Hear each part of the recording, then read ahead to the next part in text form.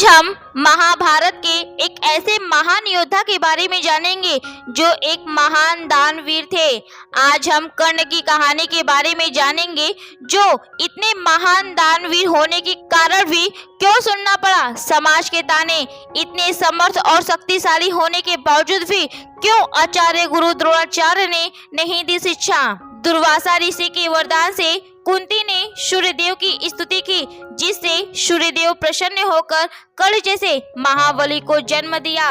लेकिन लोक लाज भय से कुंती ने अपने पुत्र को नदी में बहा दिया और बाद में गंगा किनारे एक अधिरथ नामक सारथी को कर्ण मिले, जिसके पास कोई पुत्र नहीं था। कर्ण को अपने घर ले आए। तब अधिरथ की पत्नी राधा ने कर्ण का पालन पोषण किया, इसलिए कर्ण को राधेवी कहते हैं।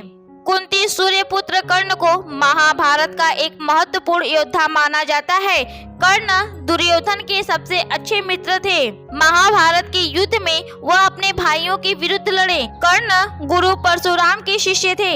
इन्हें गुरु द्रोणाचार्य से शिक्षा नहीं मिली क्योंकि ये एक शूद्र पुत्र थे, क्षत्रिय नहीं। लोग इन्हें सूत पुत्र कहते थे। लेकिन एक बार द्रौपदी स्वयंवर में द्रौपदी ने भी इनका अपमान किया, यह कहकर कि तुम भले ही बलशाली महावीर धनुधर हो, लेकिन मैं एक सूत पुत्र से विवाह नहीं कर सकती। कर्ण पांडवों के भाई थे।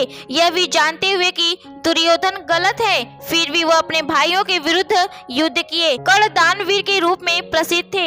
यह एक आदर्श दानवीर माने जाते हैं। कहा जाता है कि एक बार इंद्र वेश बदलकर ब्रह्मा के रूप में आए और कर्ण से उनके कवच कुंडल की मांग की। सूर्य के मना करने पर भी उन्होंने कवच कुंडल को दान कर दिया।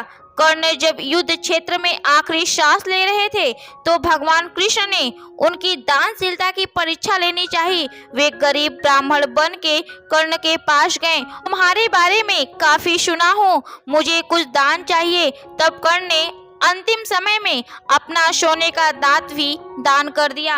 कर्ण ने कृष्ण से अपनी मृत्यु से पहले एक इच्छा जताई कि उनका अंतिम संस्कार ऐसी जमीन पर किया जाए जहां पर किसी का भी अंतिम संस्कार न हुआ हो।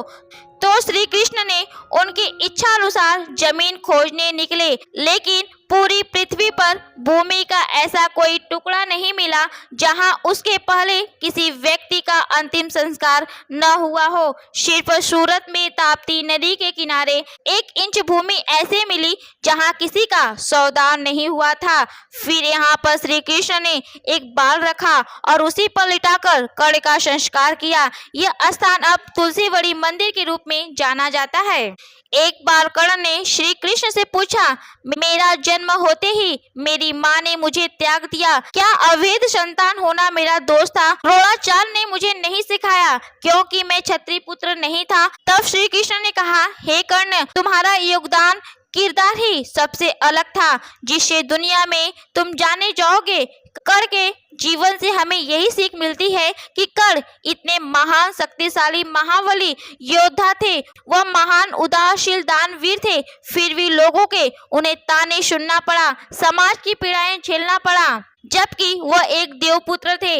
इसलिए कर्ण के जीवन से हमें बहुत कुछ सीख मिलती है, जिसका हम अनुसरण करें तो हम भी महान बन सकते हैं। एक ट्रू लाइन, हर चुभने वाली चीज गलत ना होकर अच्छी चीजों का निर्माण करती है। जैसे माँ बाप या कोई तजुर्बे वाला इंसान जब हमें सही सलाह देता है तो कई बार वो बात हमें बुरी लगती है, पर वह हमारे फायदे की होती है।